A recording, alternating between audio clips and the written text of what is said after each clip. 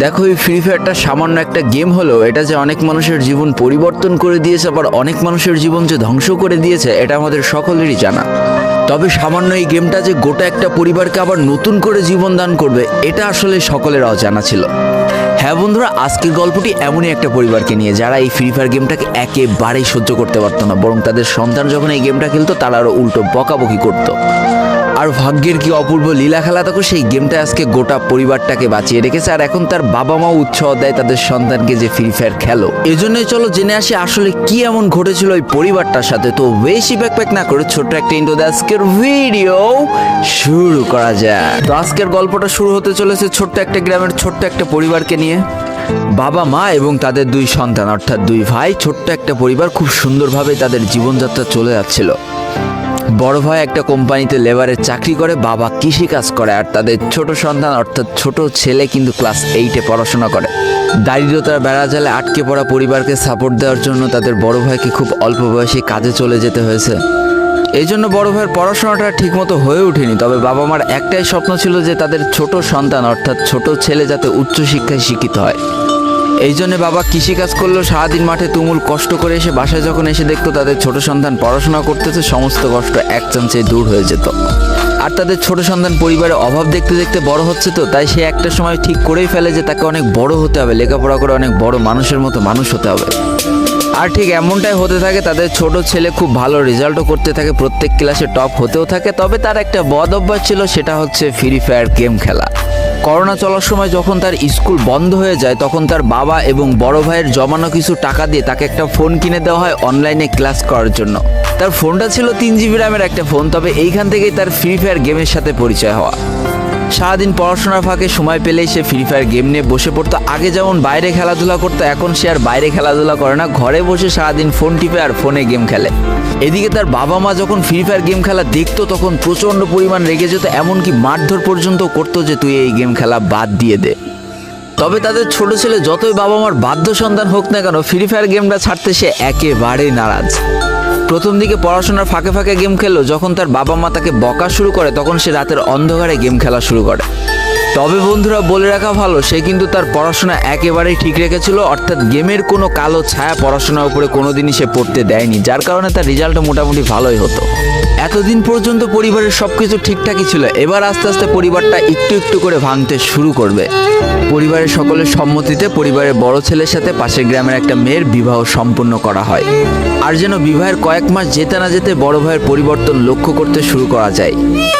এতদিন ছোট ভাইয়ের পড়াশোনা খরচ বড় ভাই আর বাবা মিলে চালিয়ে আসলেও এখন আর বড় ভাই কিন্তু ছোট ভাইয়ের পড়াশোনা খরচ দিতে রাজি হয় না।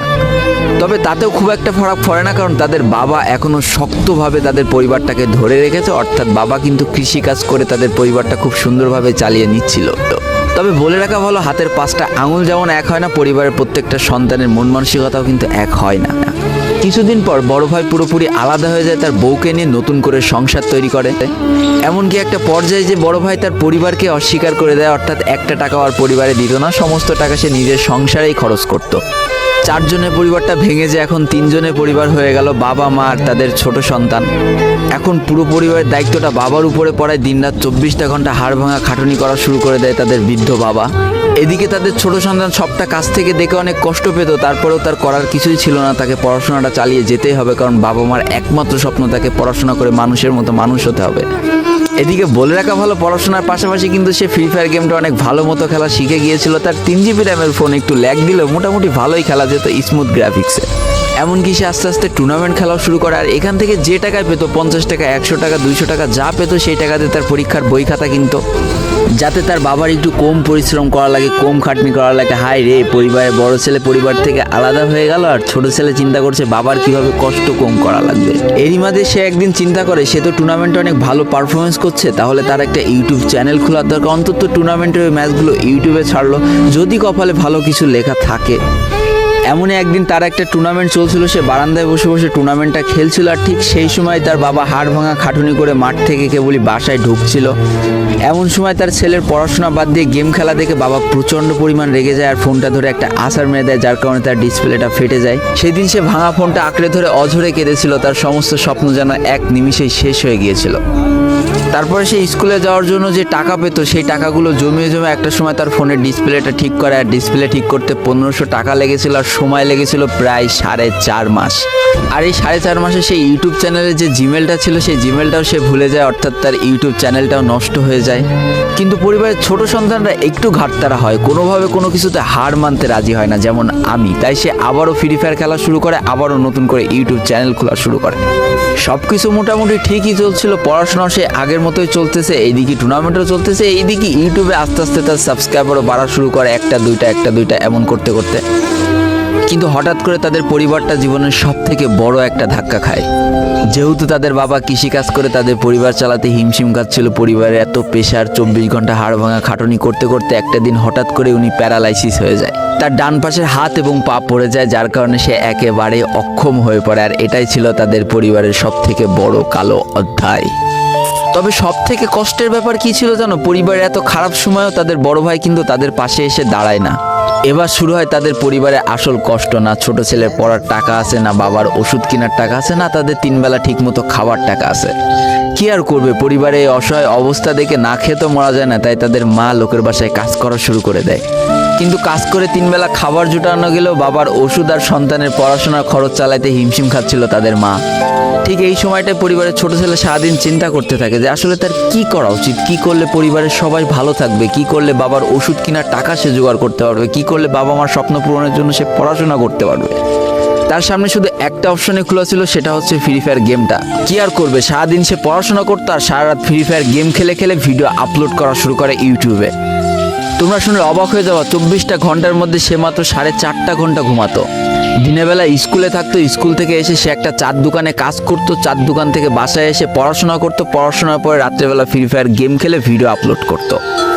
সৃষ্টিকর্তা হয়তো তাদের কষ্টটা দেখেছিল, তাই তার বেশি দিন কষ্ট করা লাগেনি। 4.5 মাসের মাথায় তার একটা ভিডিও ভাইরাল হয়ে যায়।